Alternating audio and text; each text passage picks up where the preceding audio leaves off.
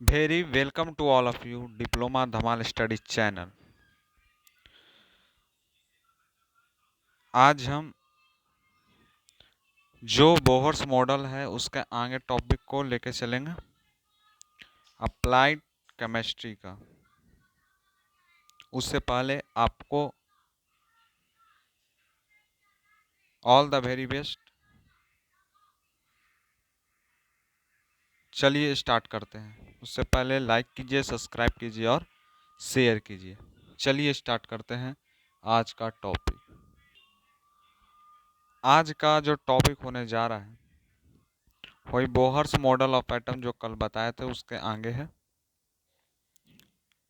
तो इसमें क्या हुआ कि like energy the angular momentum of an electron is an atom can have definite value which is given by. इसमें जो है लाइक एनर्जी के लिए एक एंगुलर मोमेंटम है किसका, इलेक्ट्रॉन का, जो एटम में क्या कर रहा है, एक डिफिनिट वैल्यू दे रहा है विच इज गिवन बाय, जो गिवन है। जैसे एम वी आर बराबर एन एच बाई 2 पाई, यह जो है दिया हुआ। एन वी आर जो एंगुलर मोमेंटम होता है और इसमें एच बराबर जो होता है फ्लक्स कांस्टेंट। एच जो यहाँ लिखा हुआ है इसको कहते हैं फ्लक्स कांस्टेंट। उसके बाद इसमें एन जो दिया हुआ एन ही इंटीजर है और इसमें पाई का मान तो समझते हैं कि 22/7 होता है। इसको तो लेना लिखते नहीं हम लोग, छिपा हो रहता है, पाई में ही मान रहेगा। एम इसमें जो दिखा रहा है वो मास ऑफ इलेक्ट्रॉन है, भी जो है टेंजेंशियल वेलोसिटी ऑफ इलेक्ट्रॉन है, आर जो है वह रेडियस ऑफ ऑर्बिट है। ये तीन, एक चार, एक पाँच, पाँच पॉइंट है एक फार्मूला में। तो ये सब क्या है, इसका पूरा नाम है। जैसे एम का पूरा नाम लेंगे तो मास ऑफ इलेक्ट्रॉन है, जब हम एन का मान लेंगे तो एन ही इंटीजर है। ठीक है, इस सब का मान के बारे में बता रहे हैं आपको कि ये सब मान दिया हुआ है, जिसमें एम जो इसमें दिखा रहा है यह मास ऑफ इलेक्ट्रॉन है, और भी जो इसमें दिखा रहा है, जो भी यहाँ पर आपको दिखाई दे रहा होगा, यह भी टेंजेंशियल वेलोसिटी ऑफ इलेक्ट्रॉन है, और जो आर है वह रेडियस ऑफ ऑर्बिट है। एच जो इसमें देख रहे हैं वो फ्लक्स कांस्टेंट है, एन जो देख रहे हैं एन इंटीजर है जो इस ऑर्बिट में आपको देखा है। लाइक एनर्जी क्या होता है इसके बारे में समझ गए कि एंगुलर मोमेंटम होता है ऑफ एन इलेक्ट्रॉन, किसका, एक इलेक्ट्रॉन का। यहाँ पर ए जो लिखा है छिप गया, यहाँ पर एन होगा। ठीक है, यहाँ पर क्या होगा, एन होगा।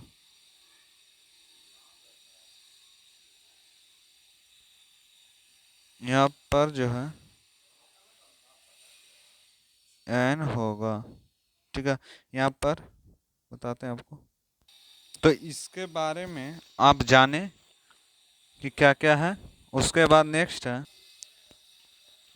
है कि when the electrons in an atom, जब इलेक्ट्रॉन एक एटम में होगा, are in their lowest energy, वह क्या देगा, लोवेस्ट एनर्जी देगा स्टेट में। They keep on revolving without losing energy, जो क्या करे, रिवॉल्विंग विदाउट लूजिंग एनर्जी का, because energy can neither be lost nor gained, जिसमें जो एनर्जी है वह क्या करेगा, नाइदर बी लॉस्ट, लॉस्ट नहीं करेगा, नहीं गेन करेगा। This state of atom is called ground state. इस स्टेट किसका, एटम के स्टेट को ही ग्राउंड स्टेट में देखा जाता है। देखिए इसको क्या कहा जाता है, ग्राउंड स्टेट में इसको देखा जाता है। किसको, एक एटम के स्टेट को ग्राउंड स्टेट में देखने का काम होता है। ठीक है, सेकंड जो पॉइंट यहाँ पे जो देख रहे हैं आप, सेकंड जो पॉइंट है, यह पॉइंट आपको यह बताता है कि energy is emitted or observed only when an electron jump from orbit around orbit, जब ऑर्बिट के राउंड जंप करेगा, ठीक है, कोई एनर्जी, तो यह कहला रहा है। ठीक है, उसके बाद बोल रहा है कि that is when the energy supported atom and electron jump from normal energy level to higher energy level, this state of atom is called excitation।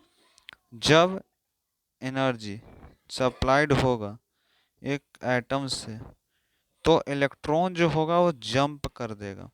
From normal energy level to high energy level में, इस state को हम excited state कहते हैं। Next है कि जो energy होता है, ठीक है, वह क्या लिखा गया, ई बराबर E2 माइनस E1। ई जो है इसमें डेटा के फॉर्म में लिखा गया, डेटा ई बराबर E2 माइनस E1। E2 इसमें जो है वह हो गया energy of electron in higher energy level to electron in higher energy level. और जब E1 का बात करेंगे, जो E1 है उसका energy of electron in lower energy level. E2 जो होगा हायर एनर्जी लेवल है और E1 जो है लोअर एनर्जी लेवल है। जब डेटा ई का बात करेंगे, डेटा ई क्या होता है, तो different of energy in two energy level, दो एनर्जी लेवल में जो एनर्सिया का एनर्जीज का क्या होता है, डिफरेंस होता है, वही डेटा ई होता है, जो डेटा ई यहाँ पर आपको दिख रहा होगा। अब यहाँ पर आपको एक डायग्राम है, डायग्राम को थोड़ा देखिए। ये जो डायग्राम आपको दिख रहा होगा, इस डायग्राम में आपको क्या होगा, देखिए बता रहे हैं आपको। देखिए यह क्या है, एक पॉजिटिव चार्ज, ठीक है। इसके अराउंड क्या कर रहा है, इलेक्ट्रॉन क्या कर रहा है, मूव कर रहा है। इसके अराउंड क्या कर रहा है, इलेक्ट्रॉन एक इलेक्ट्रॉन जो है वह मूव कर रहा है, ठीक है। यहाँ जो इलेक्ट्रॉन यह क्या कर रहा है, मूव कर रहा है, ऐसे मूव कर रहा है। और यह जो होता है इसको कहते हैं हम पॉजिटिव चार्ज हो गया। यह क्या है, पॉजिटिव चार्ज। ये क्या है, इलेक्ट्रॉन जो इसके अराउंड क्या कर रहा है, इसके अराउंड जो है यह मूव कर रहा है। इससे आपको पता चल गया होगा कि क्या बोलता है। अब देखिए बताते हैं, जो यहाँ पहला इलेक्ट्रॉन है, जो यह पहला इलेक्ट्रॉन है, ठीक है, जो यह पहला इलेक्ट्रॉन है इसको हम कहते हैं लोअर एनर्जी लेवल। इसको क्या कहते हैं, लोअर एनर्जी लेवल। और जो यहाँ दूसरा इलेक्ट्रॉन, ये वाला इलेक्ट्रॉन है, इसको कहते हैं हायर एनर्जी लेवल। यह क्या है, लोअर एनर्जी लेवल, और ये क्या है, हायर एनर्जी लेवल।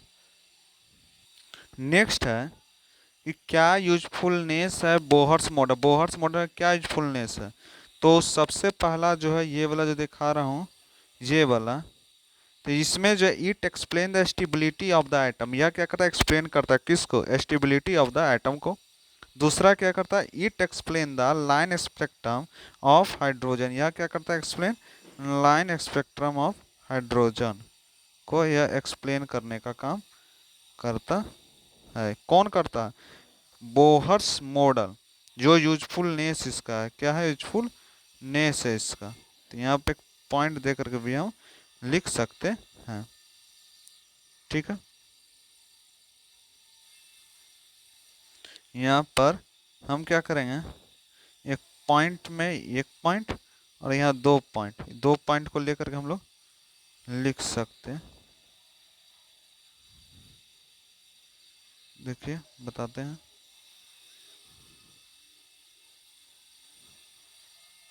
इसको एक पॉइंट मान सकते हैं, इसको हम एक पॉइंट मानते हैं, दूसरा को दूसरा पॉइंट मान सकते हैं। तो ये दोनों जो है, एक ये और एक ये, दो जो है यूजफुलनेस है किसका, बोहर्स मॉडल ऑफ एटम का, जो एक्सप्लेन करता है स्टेबिलिटी ऑफ एटम, और यह एक्सप्लेन करता है line spectrum of the hydrogen. तो यह यूजफुलनेस है किसका, बोहर्स मॉडल ऑफ एटम का। आज भर इतना ही। Thank you for watching my video. Please like, subscribe and share. Thanks.